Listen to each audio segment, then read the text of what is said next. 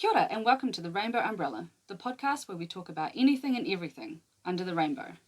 Joining me today are Bronwyn Wallace and Marea Colombo, the dynamic duo behind the incredible fringe show Gaslight Me.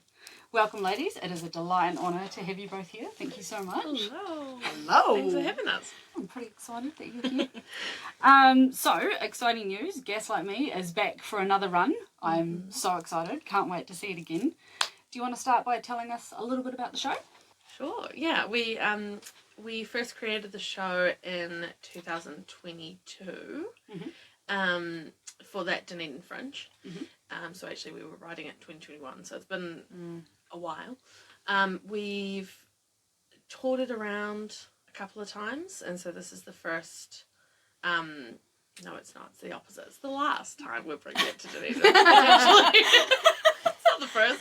We've done it twice already in Dunedin. It's the last time that we're going to bring it Exactly. to Dunedin. Yeah. You're right. We need to keep that open in case we want to bring it back again. Yeah. So it's a one-woman show. It's Marea Colombo. And it's a little biographical comedy about lying. Yeah.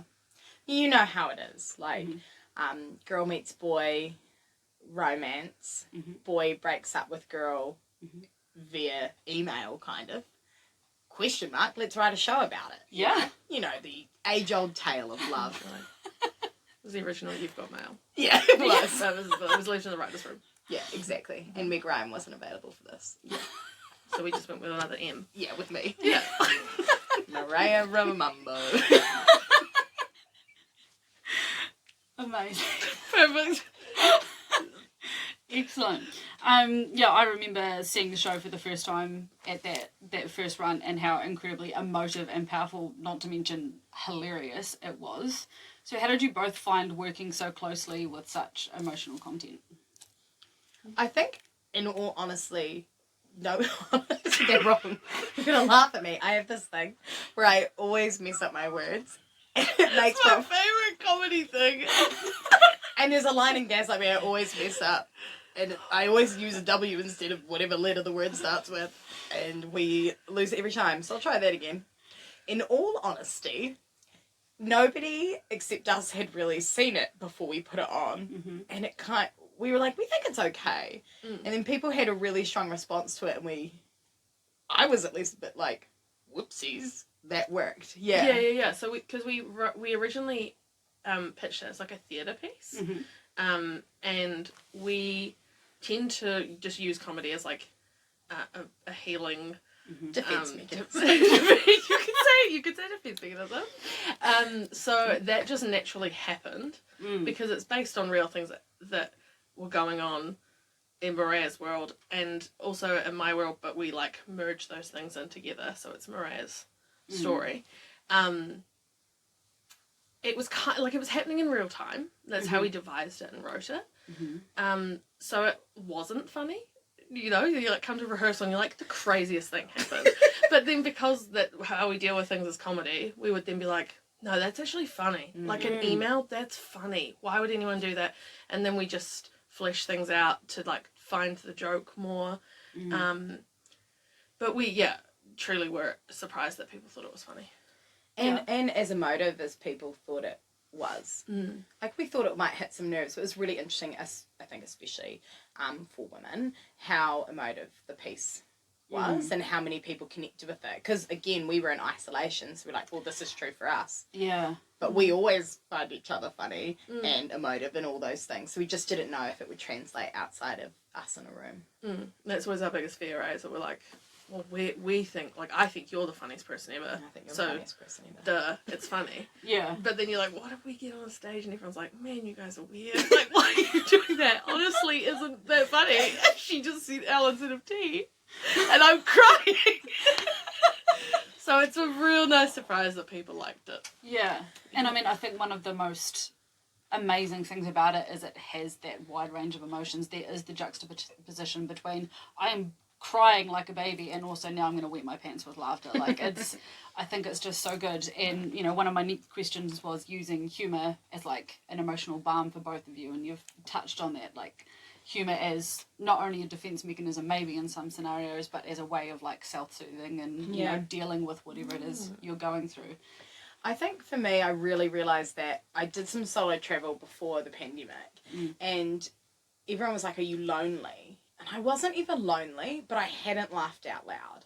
Like, I didn't feel sad to be alone, but I realised that actually what I hadn't done for 2 months is laugh with another person. Right. Because we tend to not just laugh by ourselves, especially not when we're solo in a, like, different place.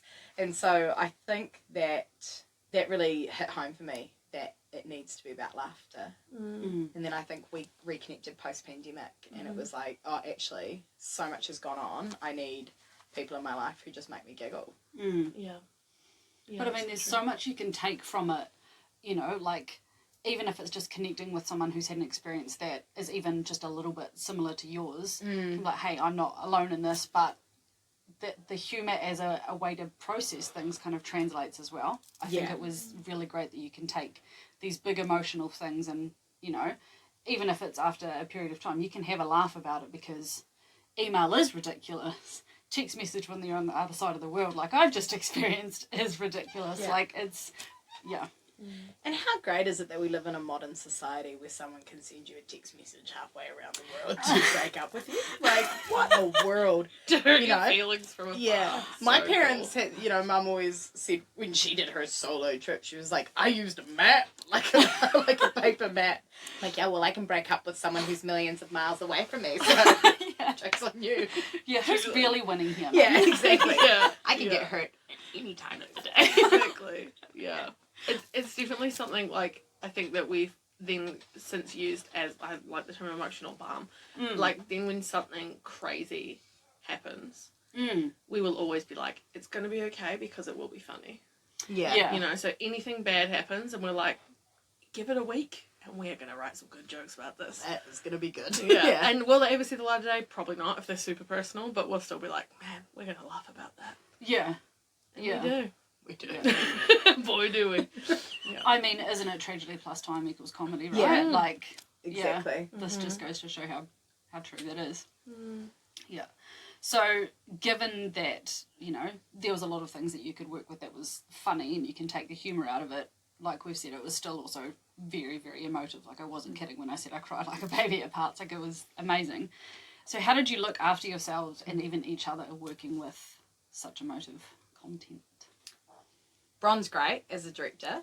I actually remember the first time I did some of that stuff, she called me out kindly but said, you're there and I can't have you be in that moment again as you're retelling it, because it's not safe and it doesn't let the audience be safe either.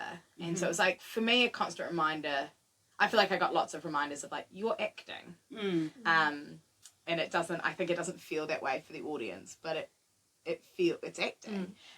It happened, it's real, but I'm not living it. And so Bron actually did a lot of work about method things and is quite opposed to methods. Yeah, and even in writing it, we spent a day where we actively changed all of the names in the script. Right. So if you read the script, it's Stage Marea. So we then made a whole effort to be like, how do you move around the world as Marea? Okay, how is Stage Marea different? She's actually like a heightened version of you, and the story is also a heightened version of it. You know, like comedy isn't always just complete reality. Spoiler. Stand-ups make shit up sometimes. But the key parts obviously are, but we really accentuated Stage Marea, and then all the different characters, we named them as different Mareas. So there's like PhD Marea, Stand-up Marea, Stoned Marea or something. Yeah. Conspiracy theorist. yeah. So it was they were all these kind of facets of her personality, but we created them into actual characters. So then it was really easy to step into them, and then you don't leave being like, oh, I've just rinsed myself. Yeah. You are like, cool, now I've left the character. Yeah. I think as like a method and an acting device, that's really, really clever, really smart to look after. After you and to look after each other, because I mean, I can imagine for you in some parts it would have been hard seeing your friend act these things out and you know the reality of the situation. Yeah, definitely. Yeah. And I think even with the acting, I mean the last season we did was in Wellington. Mm. And I was the stage manager. And I had to sit backstage behind a curtain. And even behind a curtain, I was like, oh God. She's doing it again, here we go. And there was like a tiny gap between the floor and the curtain, so I lay down on my stomach and I watched the show through like a tiny crack. And even when it get to the end, I would be like, no, I haven't got it. I was lying on my back now. Like, I still, yeah. And she'd see me photos. Just like her feet or something. It was real weird. But if I can see Bron, it's not good for either of us, I don't think. Right. Even though it would be weird to do it without her. Yeah. But if I could see her, I'm like, don't look at me. Stop, even though she's seen it more than anybody. Yeah. But also because she gets so nervous for me that she pulls her shirt up and goes like this, and so I'm like, stop. I'm okay. But you can't say that in the middle of the show. Yeah. So it's easier to just lie down behind a curtain.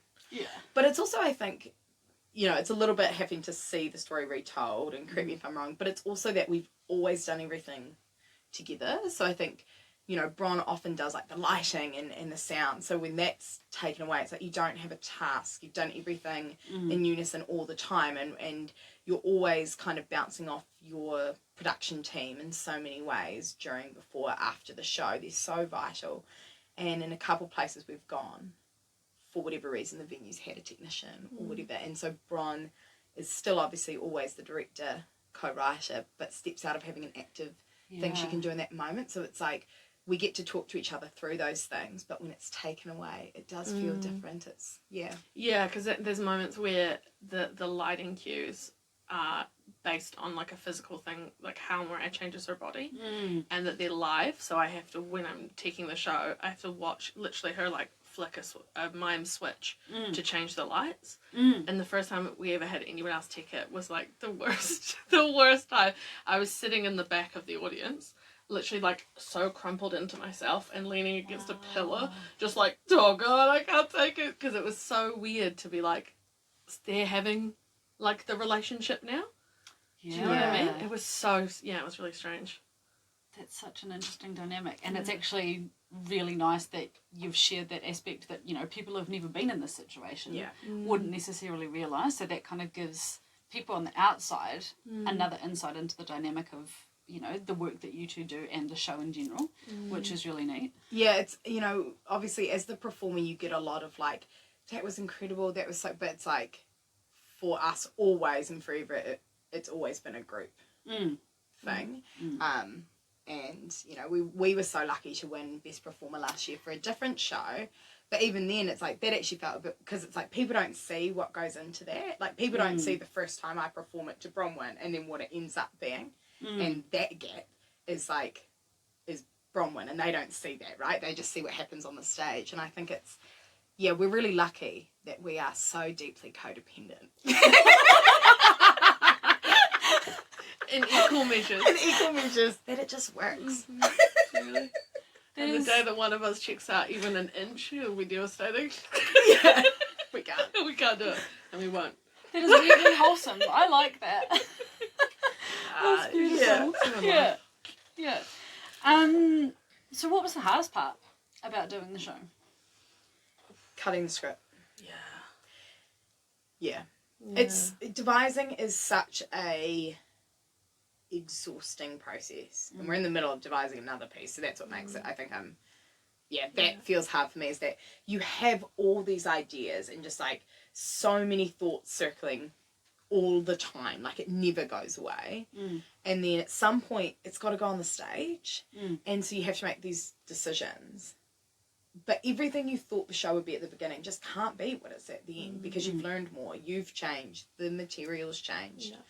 In that moment, and in Gaslight Me especially, just because it was a new experience for us, it was the best decision we made, and in some ways really easy, but also really hard. Yeah, definitely. I think it was really hard because it was the first time. Yeah. So now we're writing our third piece. We're really good at being like, nah, like that's not funny, or like it's not funny enough, or that doesn't serve the purpose of the narrative. Yeah. Whereas the first time round, it was like, but I wrote that joke. And, you know, like, just a little bit internally is like, damn it, I really like that thing. Like, we had a song. It's so funny. For our host stories. Which I'll tell you later. Amazing. But we had a fucking... It was like 4 minutes or something. We even had it recorded. Like, it was crazy. And it was like Loki Mariah's baby at this point. Because she was like, no, this is the best, funniest song ever. Which it was. But we got to a point where we were like, okay, but quick question, why is she singing? We were like, oh, yeah, sure. And bear in mind, cut the song. this was 12 hours before we staged. Oh my goodness. Yeah, we sat in the foyer of the new Athenaeum and said, okay, 3-act structure. What is Act 1? What is Act 2? What is Act 3? What fits into that? What doesn't? Babe, the song doesn't fit in there. What are we going to do? Okay, unlearn the song, delete it off the sound cues. Wow. And we moved a bunch of stuff around. And that was definitely hard. But made us have like a completely different show. Yeah. And actually having the 3-act structure exercise also makes it more like poignant at the end too, because we've actually been on a journey rather than just being like, here's an hour of things we think is cool. Yeah. You know, that's like And I mean, is cutting stuff like that you might be quite connected to and proud of, if you've written something that you're like, this is amazing, I want to use it. How do you get better at kind of letting that go, knowing it will always be there because you've written it or created it, but not using it in something that you're putting on? How do you get better? I think maybe practice. Yeah, I feel completely... even with that first time, I say it was hard, but it wasn't a fight, and I think that's something I'm really stoked about with Bron and I. Yeah. You know, we say that like, oh, I wrote that feels... we don't fight about it. No. Like, there's no disagreement. Yeah. Because in some part of you know. Yeah. And so I think it hurts, but it's never affected us in that way. And I think we're really lucky in that regard. But the first time, you are concerned it's going to affect us. So I think for both, at least for me, once I realised that it didn't actually mash it in terms of our interpersonal relationship, those are just jokes. Yeah. Right? The friendship and the artistic relationship comes first. And also now, it's hilarious to think about Gaslight Me with a song. Yeah. I behave like a chicken in that song. You've seen the show, that makes no sense. It doesn't. I would love to read the first version of our script. I now, don't. To be like, what in God's name are we doing?